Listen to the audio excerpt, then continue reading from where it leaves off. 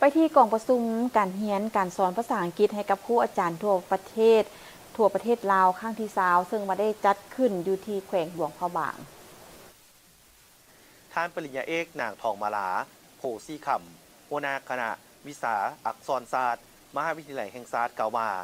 กองประชุมการเรียนการสอนภาษาอังกฤษให้ครูอาจารย์ทั่วประเทศลาวครั้งที่20จัดภายใต้หัวข้อ ELT ในยุคดิจิตอลสร้างความเข้มแข็งให้แก่ครูและนักเรียนที่มีส่วนร่วมสืบต่อเป็นเวทีอันสำคัญสำหรับการแลกเปลี่ยนวิชาชีพการร่วมมือและการสร้างเครือข่ายระหว่างครูสอนภาษาอังกฤษในยุคดิจิตอลที่พัฒนาอย่างไวบากของทุกวันนี้การสอนภาษาอังกฤษขยายออกไปนอกเหนือกว่าอุปกรณ์การสอนและวิธีการแบบดังเดิมยุคดิจิตอลท้าทายพวกเขาให้เสื่อมโยงเทคโนโลยีที่มีความหมายส่งเสริมการสื่อสารที่แท้จริงและปลูกฝังทักษะการคิดที่วิจารณ์ในบรรดาผู้เรียนมันเรียกร้องให้ผู้พัฒนาการศึกษาครูอาจารย์ปรับปรุงความรู้ทางด้านการสอนของเขาเจ้าอย่างต่อเนื่อง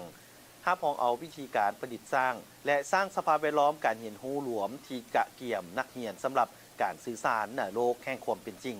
ท่านกล่าวถึงว่าครูอาจารย์ต้องแสวงหาโอกาสอย่างจริงจังเพื่อปรับปรุงทักษะของตนเองโดยผ่านการร่วมมือกับเพื่อนร่วมงานและการมีส่วนร่วมกับการพัฒนาทรัพยากรทางด้านวิชาการที่หลากหลายความสำคัญเท่าเทียมกันแม้นการให้นักเรียนมีโอกาสที่จะนำเอาความรู้ของเขาเจ้าทางในและนอกโรงเรียน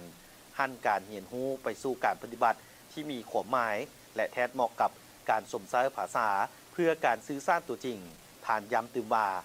ถ้าอยากให้นักเรียนเก่งครูต้องเก่งกว่านักเรียน